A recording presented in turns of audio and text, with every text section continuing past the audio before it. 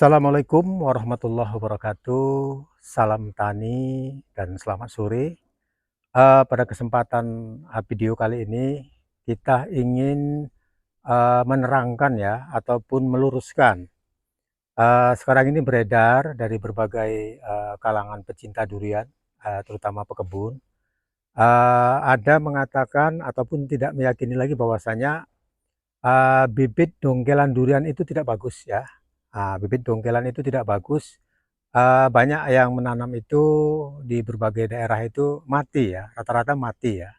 Nah, sebenarnya ini bukan bibit dongkelan yang tidak bagus, tapi caranya yang nggak paham ya.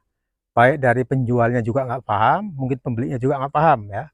Salah satu penyebab kematiannya, yang pertama ya, mungkin bibit yang dibelinya itu baru dibongkar belum ada 3 bulan. Jadi syaratnya dongkelan itu kita buat dongkel setelah 3 bulan baru dilayak untuk ditanam di lapangan ya. Karena selama ini karena nyari bibit ya kadang-kadang pembeli juga salah ya, dicarinya bibit yang agak murah dan tempat penangkarannya pun mungkin nggak pas ya, sehingga yang penting transaksi terjadi ya. Inilah sebetulnya jadi masalah. Makanya itu kita harus cerdas ya, sebagai pembeli harus cerdas. Ketika kita beli ya cari dulu lah. Pertama penangkar memang yang bisa dipercaya dalam artian dari kualitasnya maupun daripada kelegalannya ya.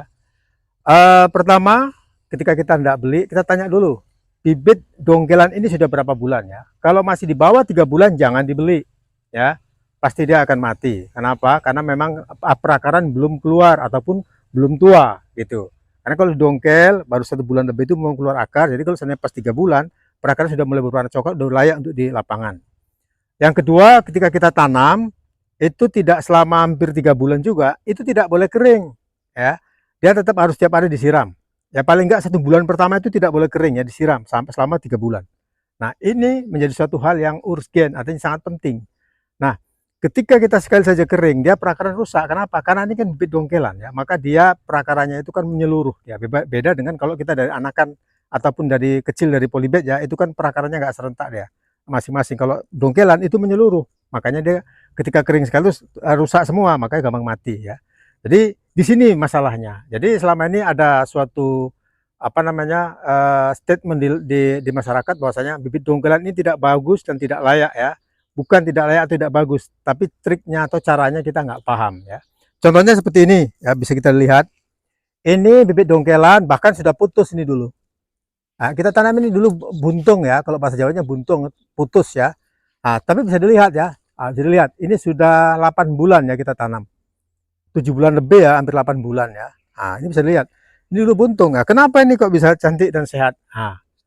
Ya sengaja kita tanam itu yang memang bibit upkir yang tidak terjual ya, sengaja karena sekalian untuk edukasi. Ini kita terangkan bahwasanya bibit apapun kalau sudah memenuhi syarat dari dongkelan paling nggak 3 bulan, dan kita caranya juga tahu tidak boleh kekeringan selama 1 bulan atau sampai selama 3 bulan, pasti dia akan hidup dan bagus ya. Maka itulah ini kita hanya meluruskan supaya bahwasanya sesuatu hal kalau kita belum paham, maka ini kita jangan buru-buru mengeluarkan statement bahwasanya ini begini ataupun tidak bagus ya. Maka itu carilah penangkar itu yang memang benar-benar bisa dipercaya dan berkualitas dan paham ya. Banyak penjual bibit ini kadang-kala hanya yang penting transaksi terjadi ya, jadi nggak jadi ya mampus, itu istilahnya seperti itu.